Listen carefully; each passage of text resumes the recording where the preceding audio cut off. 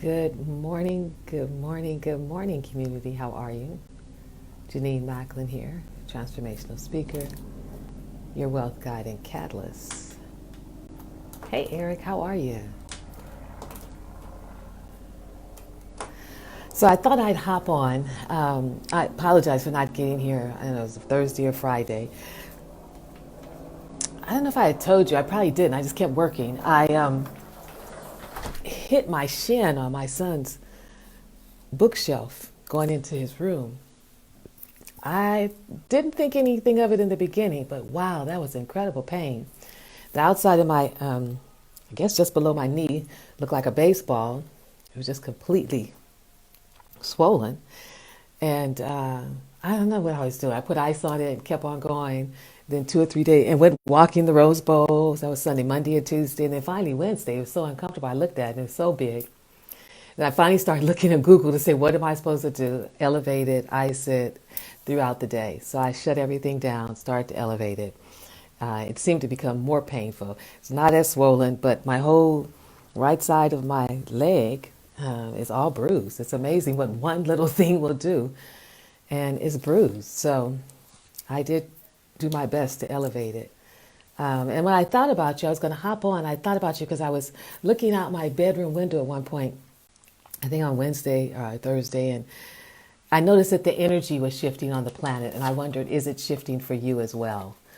My neighbors across the street rarely have their windows open or anything like that, and I looked out and they had their living room window open, they had their TV on, their shades had been pulled. And it just said to me that I believe we are gradually accepting the fact that we are going to be in this process a while longer.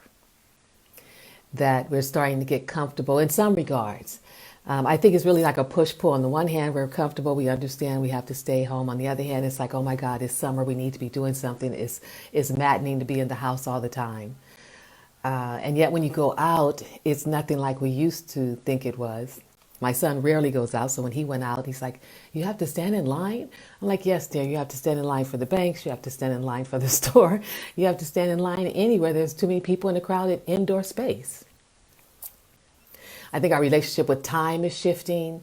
I do not, because my son gets up later, so his breakfast has become brunch, so I don't eat in the mornings either, so we're eating around 1 or 2, so we're doing dinner around 4 or 5 or 6, if at all. Because we're not doing it based on the clocks, we're doing it based on when we're hungry. So we may not get hungry till 8 or 9, we may not get hungry at all, but we're not tracking the time as much as we used to. How is that going for you? We can't keep track of the days like we used to. When you knew you had to get up, you're going to work on Monday, you're going to work on Tuesday, kids had to go to school. Everything was all connected, huh? Well, without school and without work, I'm like, okay, what's the day? And I ask somebody, what's the day? And they're like, I know, what's the day? And we're trying to figure out what the day is. So it just seems like gradually the life that we were living is truly slipping away, and we're trying to reach for something and grab onto something. There's not a whole lot as things are continuing to unfold, be disrupted, and as we continue to kind of zero in on certain situations and certain circumstances. So my question to you is, what are you anchoring yourself in? Because I want to say, we could feel the energy with the virus going. Now it's spiking up because everybody's out and about, right? But what are you anchoring yourself in? Because it's clear that it's not just the virus, it's the elections, it's the homelessness, it's unemployment, it's the future of unemployment, it's families concerned about their homes and where they're going to stay and where they're going to live, and are you going to have enough money to feed your families and keep a roof over your head? And that's just the part that we know on the surface. Then there's 5G, and my computer has never been slower than it is these days. It's been slower ever since they said 5G. It didn't make it go faster. So there's so many layers, not to mention those of you who are essential workers. I asked you to put that below. There's one right there, Eric Johnson. And my essential workers, you're going in, so you're dealing with something different than those of us who are staying at home. Then you come home and your family has to deal with what? Are you guys quarantining yourself? How do you manage that? My son said to me, he said, okay, our friends are going to get together. We're going to look at Hamilton on Friday. I just wanted to let you know in time. From the first times he let me know a week in advance. Unfortunately, though, as I said with it, I'm like, no, you're not getting together in a home together. They did his birthday, but it was outside. I'm more confident in God's air outside than our air inside. And I was like, no, you're not going to be able to go to their house and sit and watch Hamilton. You guys barely didn't hug and kept your mask on outside. You barely didn't touch when you were outside. I can't imagine what's going to happen inside. So it's these decisions that we're having to make that on the one hand, we want to move forward towards something we think is normal, but on the other hand, we really have to stay where we are. And it and as while it could feel great and wonderful in your home, it doesn't feel great and wonderful all the time. I'm just saying the truth. For some of you, it doesn't.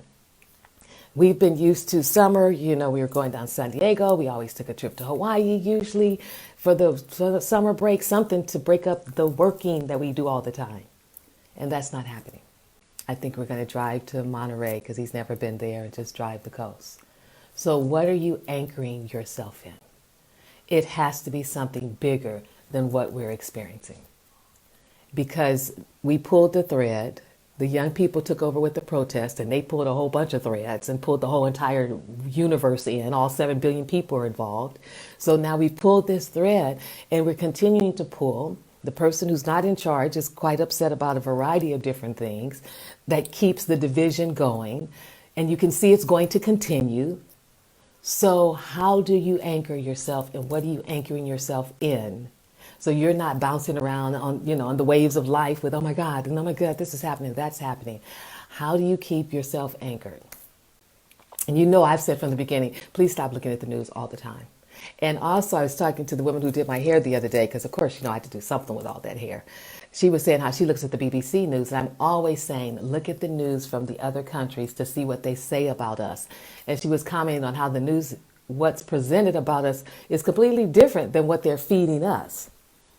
So maybe you want to get strategic about the news you're looking at. You may want to get strategic about how often you look at it, and then get clear for you, what are you anchored in? You always hear me. I'm anchored in God. I'm anchored in the universe. This whole entire planet here is God. Nature is God. So I'm constantly looking at it to remind me there is an energy and a presence that's unfolding every tree and all the flowers and all the blossoming, and that same presence is breathing my breath. So while my heart may get a little nervous about something and wonder what we're going to do next, as long as I have breath, for me, that's for me. I know God's breathing my breath, I'm good. I don't have any temperatures.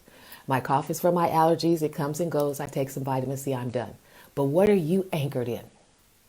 What's the teaching, the principles, or the beliefs that you can turn to calm the anxiety that may come, to calm any worry that may come, to calm any fears that may come? What are you anchored in? Those people who are probably more like Christians, they're probably reading their Bibles on a regular basis. If you're more spiritual, I would suspect you've got to be doing more meditation. You've got to be sitting in quiet and stillness more. And you may also be reading. There's just tons of books. I'm still reading the Change Your Thought to Change Your Life by Dr. Wayne Dyer. I read probably 2 or 3 paragraphs a day, and that's it. It is so great, so amazing. It just zeroes me in on where I'm supposed to be, and then I can stay there for the day. So there may be some particular reading that you do. If you say, Janine, I'm not a reading person, well, what comes to mind now is our computers are full of amazing pictures. Go on your computer and see what pictures you see that when you look at them, they create something in you different than what you may be feeling about the world. Because that feeling that they create within you, that's the feeling you want to hold on to.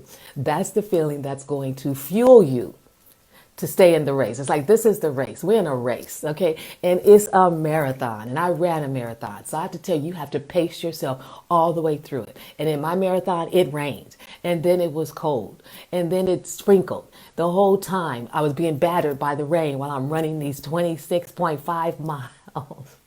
And it's the same thing for us. It may feel like we're being battered by situations changing, by the politics, by the racism, by the Black Lives Matter, by the election. And you don't have to allow any of that to impact you when you build your arsenal of what keeps you anchored. Is it meditation? My spiritual group, meditation is your key. That's your,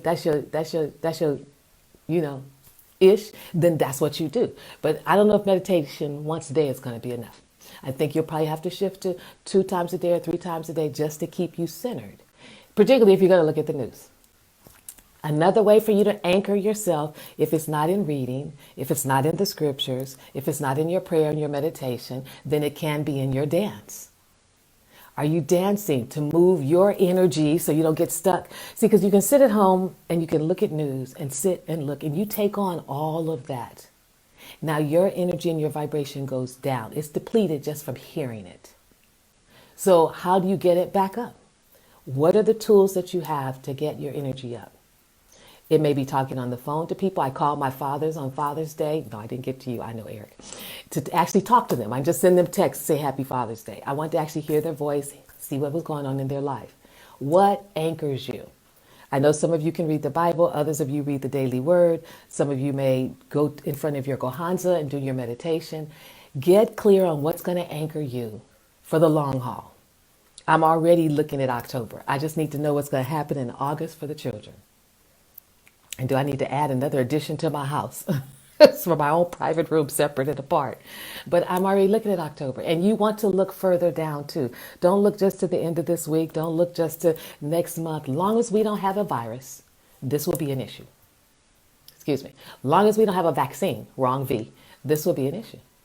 So what are you going to need to anchor yourself in some truth, some belief that's bigger than all of this? That's bigger than this. So that you can keep a mindset that when things come to you, it's almost like your mindset just says, oh, get out of here. Get out of here. No, not buying that. Get out of here. Don't have time for that. That's how strong you want your mindset. So what are you anchoring it in? You know, mine says God, life in the universe. I know that there's a power breathing my breath, a power that's beating my heart. And that's none of the people on the planet making that happen. That's not the person who's not in charge making that happen.